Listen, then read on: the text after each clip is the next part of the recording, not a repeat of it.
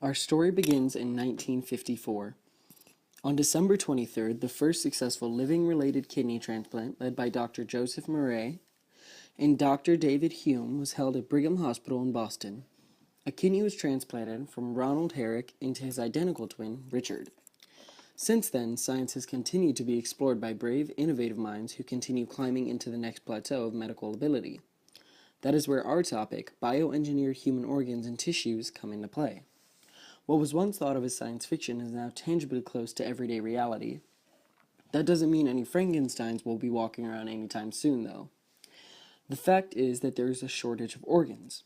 According to organdonor.gov, the amount of time it takes for someone to receive an organ for transplant has more than doubled. Every 30 seconds, a patient dies from diseases that could be treated with tissue replacement. Each day, 79 people receive organ transplants, while 22 others die from the shortage of organs. In 2014 alone, 29,532 people total received organ transplants. And at this current moment, there are more than enough people waiting for an organ to fill a large football stadium twice over. Imagine all those lives just gone. Now, instead, think of the incredible impact it would have on the world if every single person in these football stadiums could receive the transplants they needed. It would mean the promise of a new life for them. The first use of a natural biomaterial in humans for tissue regeneration was in 1996. The creation of the first engineered organ was that of a bladder shortly after. It took only 6 to 8 weeks for this bladder to reach maturity and theoretically be used as a transplant. How does it work, you may ask? There are 3 main methods of organ and tissue engineering. In one method, only 4 steps are needed to complete the process. Step 1. You would take small tissues from the desired organ you'd like to engineer from the needed transplant patient. This sampling is about half the size of a postage stamp. Step 2. Take the tissues apart to see the basic cell and its components. Step 3. Take these cells out, then proceed to grow and expand these cells outside of the body in large quantities. Step 4. Then, with the use of scaffolds, which is defined as 3-dimensional porous solid biomaterial, the cell can be delivered back into the body and assimilated with other naturally occurring tissues, leaving the scaffold to disintegrate. Before putting these tissues back into someone's body, however, they have to be adequately exercised and trained to act how its other tissue cell types act. A bioreactor can then be used to condition the tissues through constant stimulation, promoting proper cell orientation and development. Another method popularized is through using decellularization. Decellularization is when you take a donor organ, retrieved from dead bodies or otherwise, and by simply using mild detergents or soap and water, you can strip this organ of all its original organ donor cells. You do this because when a person receives an organ from someone else during transplant surgery, that person's immune system may recognize that it is foreign. That is because the person's immune system detects that the antigens on the cell of the organ are different and not matched from their own normal cells. Mismatched organs, or organs that are not matched closely enough, can trigger a blood transfusion reaction or transplant rejection. Put simply, a transplant rejection is a process in which a transplant recipient's immune system attacks the transplanted organ or tissue. So, once all of the original cells are stripped away, only the skeleton of the organ is left, a mass made of collagen, which the body won't reject. This mass is normally large and white because it's drained of blood. The vascular system is still intact in the skeletal organ. Then scientists can go and retrieve cells from the recipient of the organ and grow more of their cells on petri dishes. These will be layered and layered upon the organ to recreate its functionality.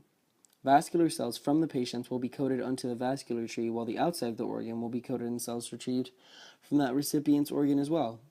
If done correctly, and all layers of cells have been placed correctly, you can achieve functionality of an organ. You can take a patient's own cells for mostly anything except the heart, liver, nerve, and pancreas. To engineer any of these requires stem cells, recovered from either the amniotic fluid or placenta. The definition of a stem cell is an undifferentiated cell of a multicellular organism that is capable of giving rise to indefinitely more cells of the same type, and from which certain other kinds of cells arrive by differentiation. Basically, it is a neutral cell that can grow and take the shape of any cell needed, whether it be heart, muscle, brain, spinal, etc. Lastly, through using another brand new and hardly explored area of scientific advancement, we are able to grow or partially grow functioning tissues and organs inside a laboratory. The 3D printer can be used for much more than crafting Legos. Instead of the material normally used to create the printer's work, cartridges of cells are put in place. This has been used to create a heart valve at Carnegie Mellon University College of Engineering. Technology was also put to use in saving infant Cato's life. This poor boy was born with an undetected birth defect that caused his trachea to collapse, limiting his airway and leaving him gasping for breath and on the verge of death. Researchers at used the 3D printing techniques aforementioned to create a pseudo-trachea, which they implanted into the infant, saving his life. Yet again, this field of scientific exploration has yielded positive results in the lives of its recipients when the first complex organ, the bladder, had been rebuilt in 7 patients from living tissue cultivated in the lab. This bladder went on and was transplanted inside of Caitlin McNamara, who was only 11 at the time of her transplant. Caitlin suffers from spina bifida, which caused her bladder to leak as frequently as every 30 minutes. At this time of her surgery, her kidneys were close to failing as a result of her weak bladder. Now, however, as a 16-year-old, she no longer has to wear adult diapers or worry about leakage as her new bladder works perfectly normal. Now that I've had the transplant, my body actually does what I want it to do, she said in an interview at her uncle's house in Hammond, Connecticut. Now I can go have fun and not worry about having an accident. These developments in bioengineering are already being put up to the test and positively affecting the lives of those who need it. For 16-year-old Caitlin McNamara of Middleton, Connecticut, the transplant meant a new social life and a much brighter future. Scientists marveling at how animals like salamanders regenerate lost limbs have long toyed with the futuristic possibilities of regrowing worn-out or injured human parts. Over the past decade, researchers began fashioning better scaffold-like platforms that hold growing cells and dissolve inside the body. The study of stem cells, which can mature into all body's other tissues, has also supercharged progress in regenerative medicine. Even humans can regrow their fingertip up until the first knuckle. Anything past that and the finger won't regrow. Scientists are trying to find out what makes the difference between up to the knuckle and past in its regrowth.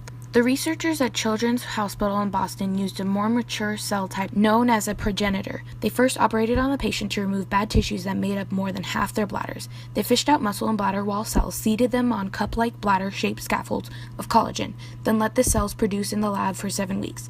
Starting with tens of thousands, they ended up with about 1.5 billion cells. The cell-bearing molds were then surgically sewn back to the remnants of the patient's original and partly working bladders, where the lab-nurtured cells kept maturing. This research isn't without its flaws, though. Sure, some simple tissues and organs can be grown, but other more complex structures, such as the heart, are vastly more difficult to create purely from bioengineering.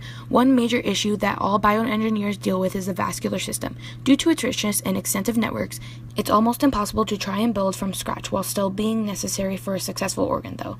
Growing complex organs such as kidneys and lungs means getting dozens of cell types into exactly the right positions and simultaneously growing complete networks of blood vessels to nourish them. It's extremely difficult. Paolo Macchiarini, a thoracic surgeon and scientist at the Karolinska Institute at Stockholm, transplanted bioengineered tracheas into 7 patients. He says that although tissue engineering could be routine for replacing tubular structures such as windpipes, arteries, and esophagi, he is not confident that they will be happening with more complex organs. That isn't stopping Dr. Doris Taylor at the Texas Heart Institute, however, from creating decellularized pig hearts and getting them to pump again. While not ready for human trial, their work is still very informative and interesting. Dr. Harold Ott is combating that issue as well by crafting various parts of one whole heart and sewing them together into one functional unit, thus decreasing their complexity. The potential in this medical frontier is there. Already it has helped to save lives, and if we continue to invest our resources into this field, I truly believe it could be a solution to the major organ shortage and save many more lives for years to come. All it takes is exploration and pursuit of knowledge for science fiction dreams, such as this was once to thought become reality.